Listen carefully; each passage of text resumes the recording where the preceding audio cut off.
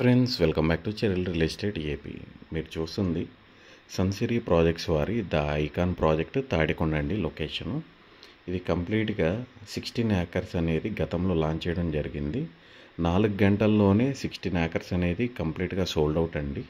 ఈ ప్రాజెక్ట్కి సంబంధించి సన్సిరీ ప్రాజెక్ట్స్ ప్రైవేట్ లిమిటెడ్ వారు మార్చి నెలలో 10వ తారీఖు లోపు ఒక 12 ఏకర్స్ అనేది ఎక్స్టెన్షన్ ఇవ్వబోతున్నారండి.